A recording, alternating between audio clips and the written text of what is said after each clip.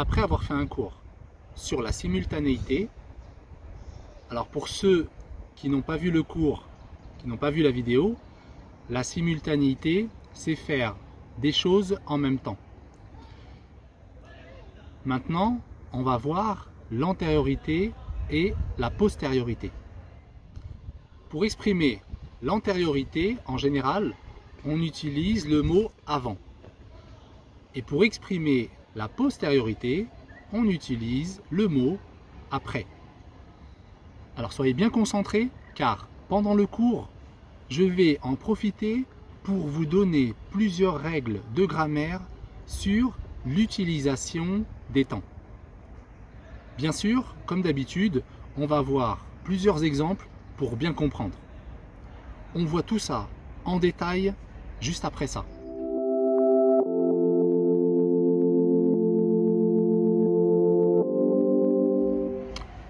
Sur cette chaîne, on étudie la grammaire, la conjugaison et le vocabulaire.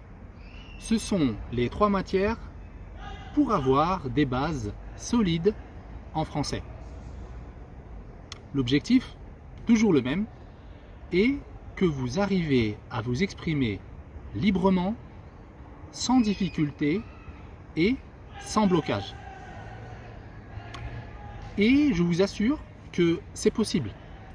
D'ailleurs, je vais vous donner un petit conseil. Si vous voulez améliorer votre prononciation et avoir moins de blocage, regardez des vidéos sur des livres audio et essayez de lire en même temps que le lecteur. Juste après le cours, je vais vous expliquer ça en détail. On va essayer de parler de ça juste après le cours. Mais pour le moment, revenons à notre sujet. Donc, comme je disais, on a l'antériorité et la postériorité. Pour exprimer l'antériorité, je vais utiliser par exemple le mot avant. Avant, j'allais à l'école en vélo. Ici, avec avant, on est dans le passé. Vous pouvez remarquer que j'ai conjugué le verbe aller à l'imparfait. Mais pourquoi je ne l'ai pas conjugué au passé composé? C'est une question qu'on peut se poser. Pourquoi je n'ai pas dit avant, je suis allé à l'école? En fait, j'ai utilisé l'imparfait parce que dans cette phrase, on n'a pas d'indication sur la durée de l'action. On n'a pas l'indication sur la durée. Avant, j'allais à l'école en vélo, mais pendant combien de temps? On ne sait pas à quel moment et on ne sait pas pendant combien de temps. Si par contre, je précise la durée de l'action, si maintenant je vais préciser la durée, à ce moment-là, je vais utiliser le passé composé. Par exemple, si je dis l'année dernière, je suis allé à l'école en vélo pendant 3 mois, ici pendant 3 mois, on a la période. Bon, revenons à notre cours. Donc on a vu qu'on pouvait utiliser avant pour exprimer l'antériorité. On va aussi utiliser avant, avant de, plus le verbe à l'infinitif. Par exemple, apprends ta leçon avant de venir en cours. Ou bien, un autre exemple, téléphone-moi avant de partir. D'accord? Avant de, plus le verbe à l'infinitif. On peut aussi utiliser avant avec que plus le subjonctif. Avant que plus le subjonctif. Par exemple, je vais préparer ton sac avant que tu sortes. On peut remarquer que dans cette phrase, on a deux sujets. Je vais et tu sors. D'accord? On a deux sujets, on a deux personnes. Et pour utiliser le subjonctif, il faut avoir deux sujets différents. Si j'avais qu'un sujet, je n'aurais pas pu utiliser le subjonctif. J'aurais utilisé le verbe à l'infinitif. Avec un sujet, j'utilise le verbe à l'infinitif. Ici, j'aurais dit par exemple « Je vais préparer ton sac avant de sortir ». D'accord? J'ai utilisé l'infinitif et ici, c'est la même personne. C'est la même personne qui prépare le sac et qui sort. Je prépare le sac avant de sortir. Un autre exemple pour exprimer l'antériorité. On va utiliser en attendant plus le nom. En attendant plus le nom. Par exemple, il lit le journal en attendant le bus. Il lit le journal en attendant le bus. Ou bien, elle relit ses fiches en attendant le début de la réunion. On a aussi en attendant de plus le verbe à l'infinitif. En attendant de plus l'infinitif. Alors ici un exemple. Il mange un sandwich en attendant de prendre le train.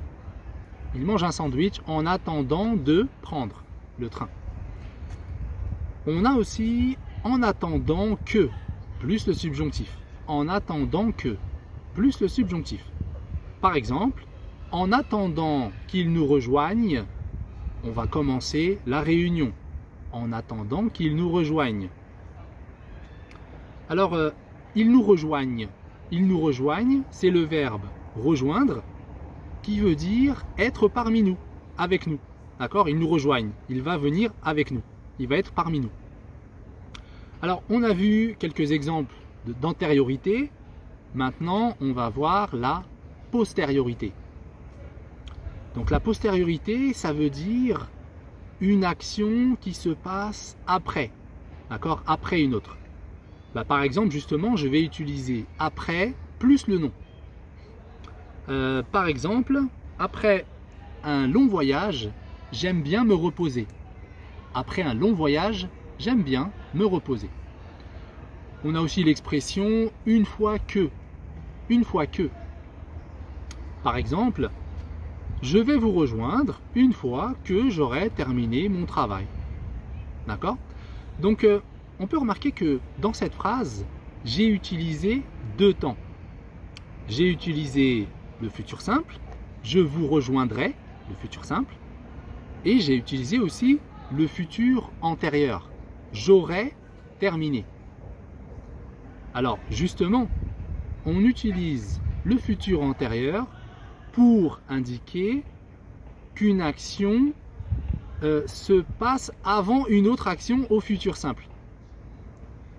Dans cette phrase, j'aurai terminé et ensuite je vous rejoindrai. D'accord? Je fais d'abord l'action futur antérieur et après j'ai le futur simple. On peut aussi utiliser après plus l'infinitif passé. Alors, comment se forme l'infinitif passé? Pour former l'infinitif passé, j'utilise l'auxiliaire être ou avoir à l'infinitif et le participe passé du verbe. Par exemple, après avoir fait du sport, après avoir fait du sport, je suis allé me promener en forêt. Donc là, j'ai avoir fait. Un exemple avec l'auxiliaire être.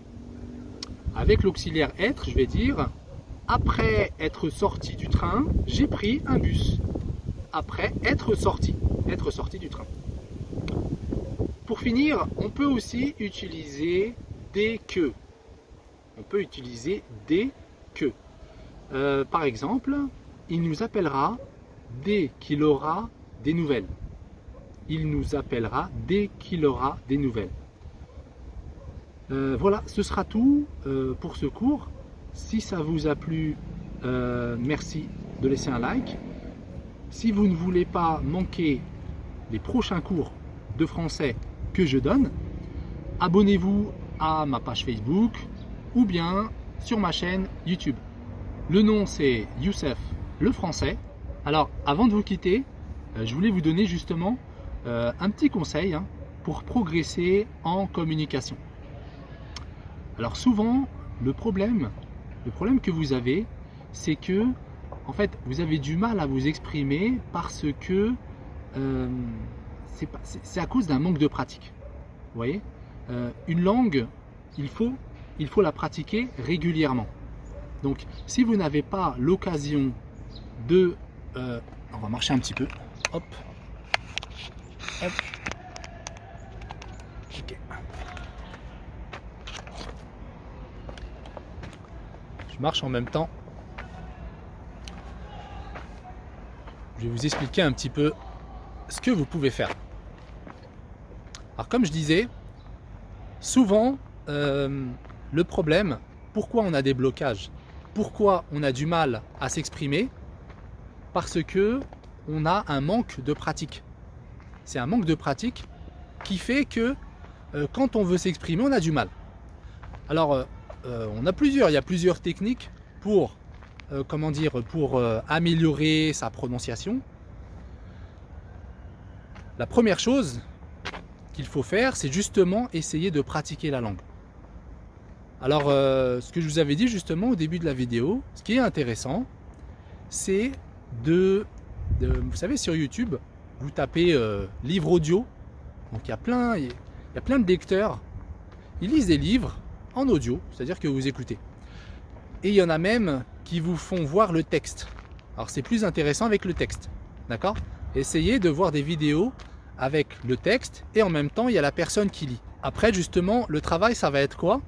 Le travail ça va être d'essayer de lire en même temps que le lecteur.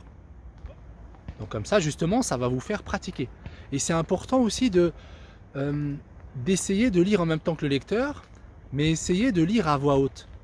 D'accord? Ne lisez pas dans votre tête. Essayez de parler normalement, mais essayez de sortir le son de la bouche. D'accord? Essayez de faire ça à voix haute.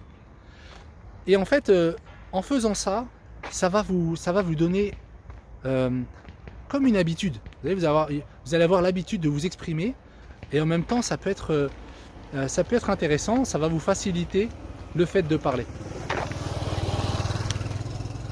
Donc voilà, c'était mon petit conseil. Essayez de faire ça et vous allez voir que vous allez avoir plus de facilité à vous exprimer. D'accord? Parce que la langue, elle va commencer à s'habituer à parler. Donc essayez de voir un livre qui vous intéresse en même temps. Et comme ça, vous allez essayer de parler en français, vous allez voir du vocabulaire. C'est très riche en fait, il y a beaucoup d'avantages à faire ce genre de choses. Donc essayez de voir un livre audio, essayez de le lire en même temps que le lecteur et vous allez voir que ça va être intéressant pour vous et que vous allez faire des progrès au niveau de la prononciation. Voilà, donc ce sera tout pour ce petit conseil. Je vous remercie pour votre attention, portez-vous bien et je vous dis à la prochaine.